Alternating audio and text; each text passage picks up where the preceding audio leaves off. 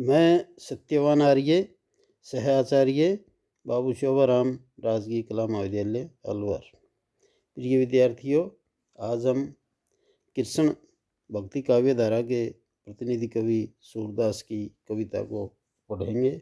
आशा आप ध्यान से सुनेंगे एवं समझेंगे। कहाँ लो बरनो सुंदरताई, कहाँ लो बरनो सुंदरताई, खेलत कुंवर कनक आंगन में नैन निरखी छवि पाई। कुल ही लसती सिर श्याम सुंदर के बहुविधि सुरंग बनाई। मानो नव घन ऊपर राजत मधुआ धनुष चढ़ाई। अति सुदेश मृदु हरत चिकुर मनमोहन मुख बगराई। मानो प्रकट कंज पर मंजुल अली अवली फिरी आई। नील सेतु अरूपीत लाल मणि लटकन भाल रुलाई। शनि गुरु असुर देव गुरु मिली मनो भीम सहित समुदायी। दूध दंत दुति कही न जाती कछु अद्भुत उपमा पाई। किलकत हसत दुरति प्रगटती मनो घन में बीजू छटाई। खंडित वचन दैत पूरन सुख अलप जलप जल पाई।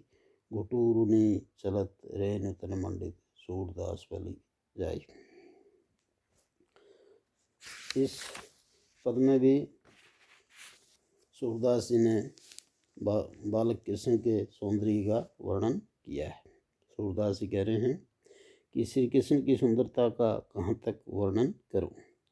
वे बालक कृष्ण स्वर्णिम आंगन में खेल रहे हैं, यानी सोने से बने आंगन में खेल रहे हैं। उन्हें देखकर नेत्रों में अद्भुत शोभा या सौंदर्य छा जाता है। कृष्ण के शरीर पर छोटी सी अनेक सुंदर रंगों की बनी हुई पगड़ी शोभायमान है। ऐसा लगता है मानो सुंदर बादलों के ऊपर इंद्रधनुष छा गया हो। कृष्ण के सुंदर मुख पर इधर उधर फैले हुए कोमल बाल ऐसे शोभायमान हैं मानो कमल के चारों ओर सुंदर भ्रमरों की पंक्तियाँ फैली हुई हों। कृष्ण के शरीर का वर्ण नीला है, मुख कमल जैसा श्वेत वर्ण का है। उनके वस्त्र पीले रंग के हैं। उनकी लाल मणियों की माला झूलती हुई अत्यंत सुंदर लग रही है। ऐसा प्रतीत होता है मानो शनि नीला, शुक्र पीला, बृहस्पति श्वेत और मंगल लाल एक ही स्थान पर मिल गए हों। उनके दूधिया दांतों की चमक का वर्णन नहीं किया जा सकता। उनकी उपमा एक ही चीज़ से दी जा सकती है। जब कृष्ण किलकारी मारकर हंसते हैं तो दांत कभी छिपते हैं, कभी दिखाई देने लगते हैं। ऐसा प्रतीत होता है मानो बादलों में बिजली छिपी हुई हो। कृष्ण के अधूरे वचन आनंद देते हैं, जो फल को थोड़ा थोड़ा खाने में आता है। घुटनों से चलने वाले धूल से जिसका शरीर युक्त है, मैं उस कृष्ण पर बलिहारी जाता हूँ। तो यहाँ कवि सूरदास ने बालक कृष्ण के बाल सौंदर्य का वर्णन किया है। सूरदास का अगला पद देखें।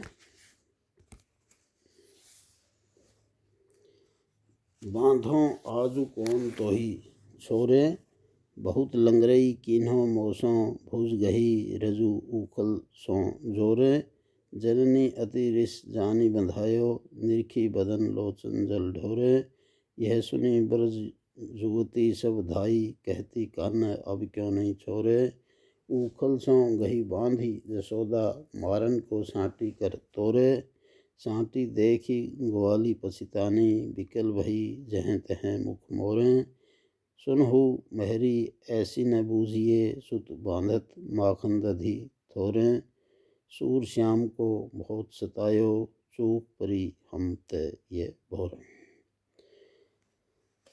जो ये पद है ये सूरदास सूरसागर के दशम शकन से लिया गया है।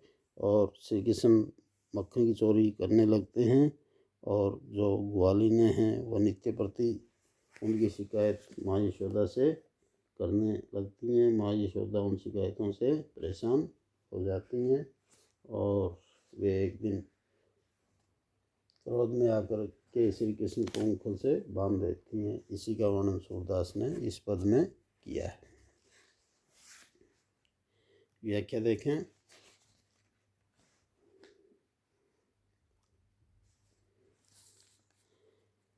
यशोदा श्री कृष्ण से कह रही है कि आज मैं तुमको बांध दूंगी, देखूं तुम्हें कौन छुड़ाता है, तुमने मुझसे बहुत शरारतें की हैं।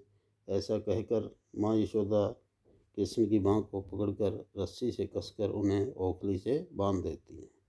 माता को अत्यधिक क्रुद्ध जानकर के कृष्ण ने स्वयं को बंधा लिया ताकि माँ यशोदा संतुष्ट हो सकें। कृष्ण माता के मुख को देखकर नेत्रों से जल ढुलकाने लगे। यह सब देख कर के और सुन कर के ब्रज की युवतियाँ दौड़ी हुई आईं और यशोदा से कहने लगी कि कृष्ण को अब क्यों नहीं छोड़ देती हो। ओखली से मजबूती से बांधकर यशोदा मारने के लिए छड़ी तोड़ती हैं।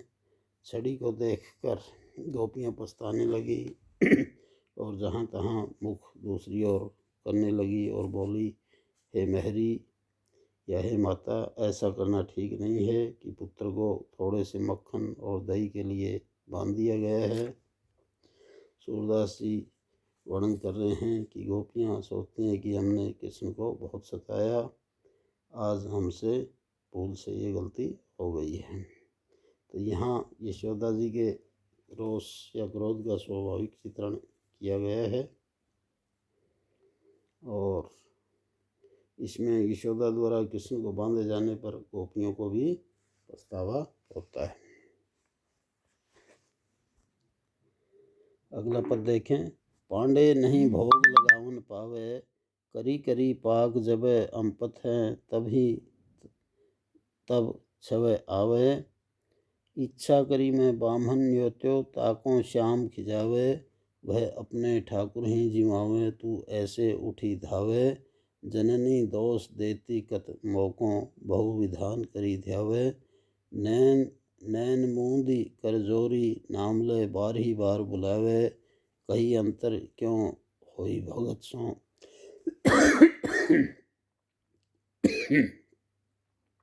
जो मेरे मन भावे। सूरदास बलि बलि बिलास पर, जन्म जन्म यश गावे। तो ये जो पद है ये सूरदास जी द्वारा सूरसागर के दशम शकन से लिया गया है और इसमें सूरदास जी ने कृष्ण की बाल क्रीड़ाओं का बड़े ही स्वाभाविक ढंग से वर्णन किया है। माँ यशोदा श्री कृष्ण की नटखट आदतों के प्रति शिकायत करते हुए कहती हैं कि जब हमारे घर में पुजारी जी पूजा अर्चना करने के पश्चात ठाकुर जी को भोग लगाना चाहते हैं, तभी तुम आकर उस भोजन को छू करके खराब कर देते हो, यानी उस भोजन को तुम जूठा कर देते हो और खराब कर देते हो, यानी उसे फिर ग्रहण नहीं किया जा सकता। ऐसे ही एक बार जब मैंने एक ब्राह्मण को भोजन के लिए निमंत्रित किया, तब तुमने उस ब्राह्मण को तरह तरह से चिढ़ाया, सताया और जिस समय वह अपने ठाकुर जी को भोग लगाते हैं, तुम उस समय वहाँ से उठकर भाग जाते हो। अपने विषय में यशोदा की इन शिकायतों को सुनकर कृष्ण अपनी माता से कहने लगे कि हे माता, तुम मुझे बात बात में क्यों दोष देती हो, मैं तो भक्तों के वश में रहता हूँ। कृष्ण के ऐसे वचन सुनकर यशोदा माँ भी अपने नेत्रों को बंद करके उनका ध्यान करने लग जाती हैं। तो कभी हाथ जोड़कर उनका बार बार नाम स्मरण करती हैं। माता की इस प्रकार के भक्ति भाव को देखकर श्री कृष्ण कहने लग जाते हैं कि जो मेरा भक्त है, मैं उससे कभी अलग नहीं रहता।